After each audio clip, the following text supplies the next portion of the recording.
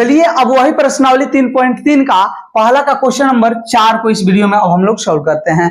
देखो क्या है, रूट अंदर 2x प्लस रूट अंदर 3y इक्वल टू 0 है, रूट अंदर 3x माइनस रूट अंदर 8y इक्वल टू 0 है। अब बताओ बउआ इसमें क्या है, इसको हटा लो थोड़ा, ये तो पता आप लोग को है ही कि हम लोग 3.3 को सॉल्व कर रहे हैं। अब देखो इसको समीकरण 1 मान लेंगे, इसको समीकरण 2 मान लेंगे। अब बताओ इसमें करेंगे क्या, लिखेंगे प्रतिस्थापन विधि से। क्या लिखोगे, प्रतिस्थापन विधि से लिख लेना, यहां पर प्रतिस्थापन विधि से। जब लिखोगे प्रतिस्थापन विधि से तो अब लिखना है समीकरण 1 से, समीकरण 1 से। और समीकरण 1 से हमको क्या प्राप्त होगा, समीकरण 3 प्राप्त होगा, क्योंकि अगर लगातार देख रहे हैं तो ये आपको पता है। अब देखो रूट अंदर 2x और प्लस रूट अंदर 3y इक्वल टू 0 है। हम इसमें x से y का वैल्यू 1 निकालेंगे। अब देखो रूट अंदर 2x है, ये प्लस में बउआ है ना, उधर भेज दो माइनस में हो जाएगा, माइनस रूट अंदर 3y हो गया। ये प्लस में रूट अंदर 3y है, इधर गया माइनस में रूट अंदर 3y हो गया। अब x का मान निकालना है, बता दो कितना हो जाएगा, रूट अंदर 3y और बाटा में देखो ये रूट अंदर 2 यहाँ पर गुना में है तो इधर आएगा तो भागा में हो जाएगा। एक कह देना कि तू समीकरण 3 है। तुम समीकरण 3 हो, अपने आप को पहचानो और जहां x है वहां पर इसको रख दो। समझ में आया, ये x का मान माइनस रूट अंदर 3y बटा में रूट अंदर 2 प्रतिस्थापित कर देना है।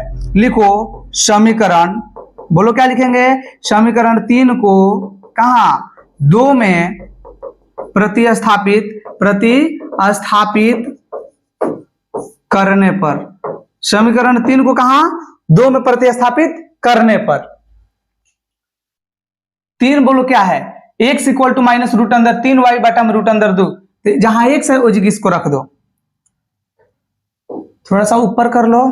देखो ये रूट अंदर 3 है, रूट अंदर 3 रख दो, जहां x है x का मान बताओ कितना है, माइनस रूट अंदर 3 और y बाटा में रूट अंदर 2, यही ना है। इसको रूट, ये ब्रैकेट को बंद कर दो, सॉरी ब्रैकेट नहीं, हाँ ब्रैकेट ही है, स्मॉल ब्रैकेट, मैं थोड़ा उलझन में पड़ गया क्योंकि इसको मैंने रूट समझ लिया। थोड़ा सा देखिए, अब ये ब्रैकेट है स्मॉल ब्रैकेट। अब देखो माइनस क्या है, माइनस रूट अंदर 8y है, इक्वल टू में 0 है तो इक्वल टू 0 लिख देंगे। थोड़ा इसको हम लोग जूम आउट कर लेते हैं, थोड़ा छोटा कर लेते हैं। चलो आप लोग देख पा रहे हैं। अब देखो क्या करना है, यहां पर प्लस है ना, जब कोई साइन नहीं रहता है तो प्लस रहता है, प्लस को माइनस से गुना करेंगे, माइनस रूट अंदर 3 को रूट अंदर 3 से गुना करेंगे, बताओ कितना हो जाएगा, रूट अंदर 9, और 9 का प्राइम फैक्टराइजेशन करेंगे तो 3 आ जाएगा। एक चीज सीखना, जब रूट अंदर 3 है और गुना रूट अंदर 3 है, इसको गुना किए तो रूट अंदर कितना आया 9, और रूट अंदर 9 आया तो इसका फिर हम लोग जब स्क्वायर रूट निकालेंगे तो 3 होगा, चूंकि 9 का स्क्वायर रूट 3 ही होता है। तो रूट में जब दो एक ही जैसी संख्या हो तो रूट हट जाता है और एक संख्या आ जाता है, ये तो आप समझ गए। ये यहाँ पर माइनस है, प्लस है तो माइनस होगा, और y है तो y लिख दो, बाटा में रूट 2 है ना। अब देखो माइनस है, माइनस रूट अंदर 8y बाटा में कर कुछ ना है तो 1 है, इक्वल टू 0। थोड़ा सा आप लोग को यहाँ पर दिमाग लगाने की जरूरत है कि रूट अंदर 2 है और यहाँ पर 1 है, दोनों का एलसीएम क्या होगा, तो बोल दोगे कि सर रूट अंदर 2 हो जाएगा, क्योंकि 1 है और यहाँ पर रूट 2 है, जब दोनों को गुना करेंगे तो रूट 2 होगा।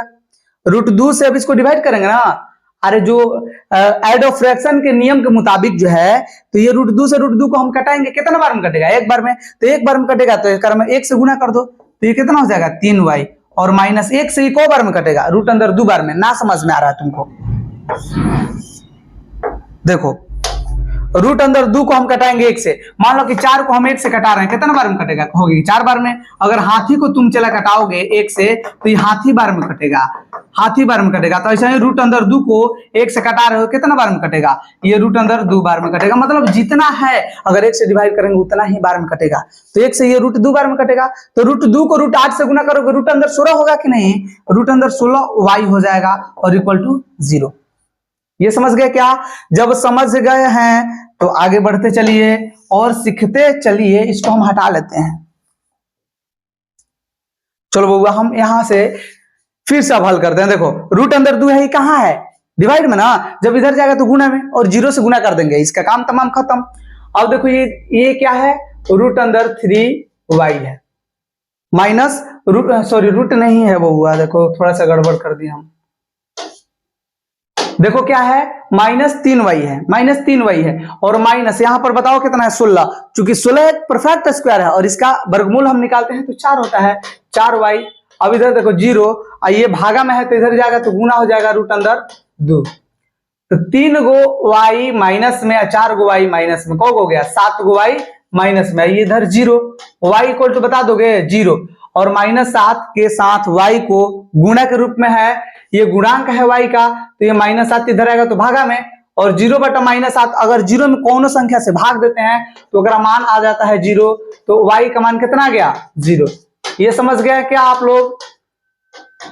जब ये आप लोग समझ गए हैं तो अब लिख लीजिए y का मान क्या करना है, समीकरण y का मान समीकरण 3 में प्रतिस्थापित करने पर, प्रतिस्थापित आगे बढ़ा लीजिएगा, प्रतिस्थापित या रखने पर लिख लेते हैं, y का मान समीकरण 3 में रखने पर, प्रतिस्थापित करने पर। चलो आप लोग समझ गए क्या करना है, y की जगह पर अब 0 रख देना है, तो जहां y है उस जगह 0 रख दो। बताओ क्या है, x इक्वल टू -√3y और बाटा में √2 है। और देखो -√3 है ना, अब गुना y के जगह पर 0 रख दो, बाटा √2।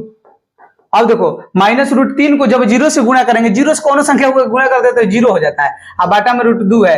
अब क्या देखा कि अगर ऊपर 0 कौन संख्या से डिवाइड करते हैं तो मान आता है 0, मतलब x का भी मान कितना आया 0 और y का भी मान आया 0, और ये 0 0 हो गया। ये आप समझ गए होंगे, स्क्रीनशॉट मारो और कॉपी पर नोट करो। इसका ज्यादा से ज्यादा आप लोग को प्रैक्टिस करना है, तभी एग्जाम में नहीं छूट पाएगा, नहीं तो छूटने का पूरा चांस है वो हुआ।